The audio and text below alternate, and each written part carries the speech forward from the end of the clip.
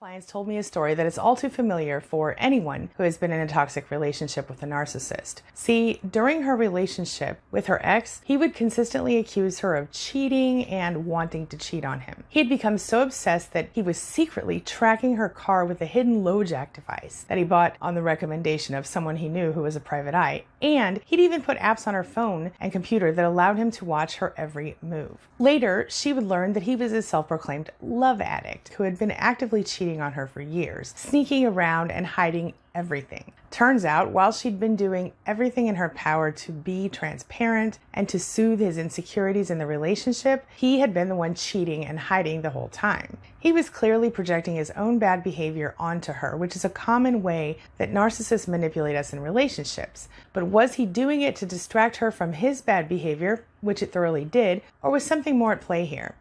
See, here's the thing. There's a difference between the kind of psychological projection that happens for the average person and the kind that happens when someone is a toxic narcissist. So they swear up and down to the ends of the earth, through thick and thin, that white men are scared of them. But I'm just like, let's play on that for just a sec. They're scared of you, but they're kicking you out their neighborhoods that they don't want you in.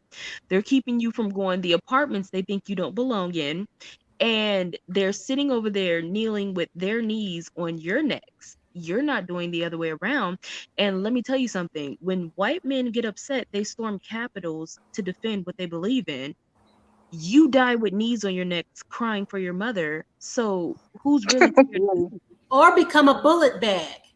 Girl, and crying for your dead mother at that. Your dead mama become a bullet bag. Those white dudes are not afraid of you. They're not afraid of you. Let me ask you something, Corey. When you hear Dusties say that white men are afraid of them, what's your thought process?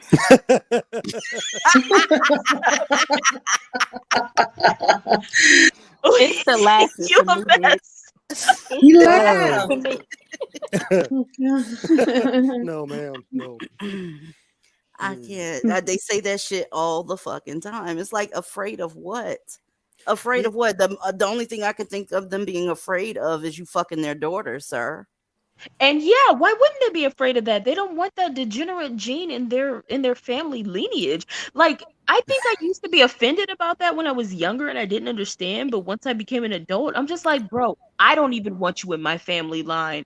I like, for what? You don't do anything. And on top of that, when you do go out and have biracial children, you leave them too. Like, everybody knows who you are. You leave your children, you don't make any money, you don't produce anything of value. Like, you don't have any value, fam. Like, what do you mean? They don't give a fuck that you're black. They give a fuck because they know you're not shit.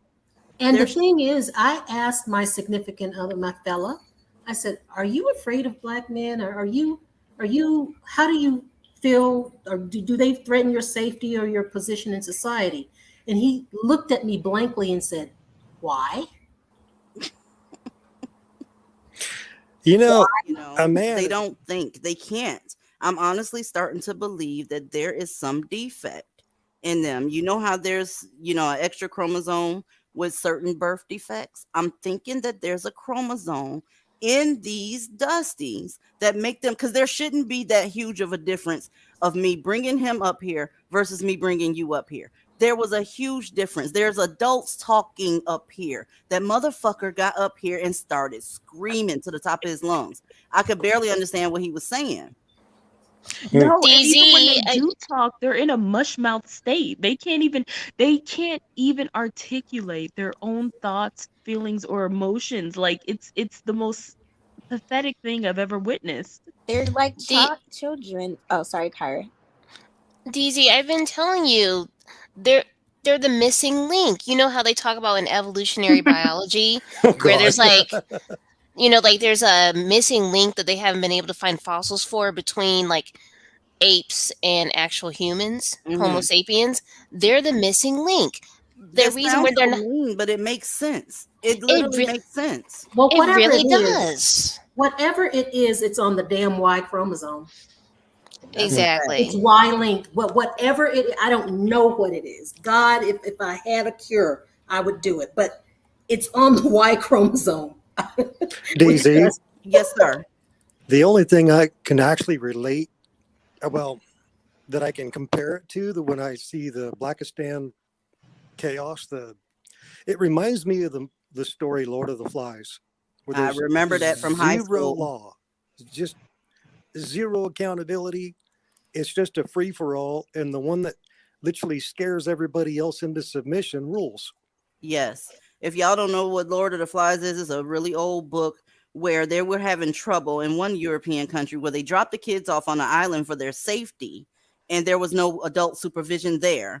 Well, the kids devolved into a really big mess. They were fighting each other. They were fucked up. And when the adults came back to retrieve them, they barely recognized them as humans because they had devolved so bad. And that makes a lot of sense to me. That makes a lot of sense to me because they're not controlled in our community. It's the devolution. It's the devolution of the Black community. Mm-hmm. They're allowed to do whatever because of something that they didn't even have happen to them directly, and that's called slavery. None of these motherfuckers have ever been slaves. Hell, they barely are employees if you want to keep it 100. Okay. Wow. Barely employees. The wages. Negroites are always like, we're the original man or whatnot.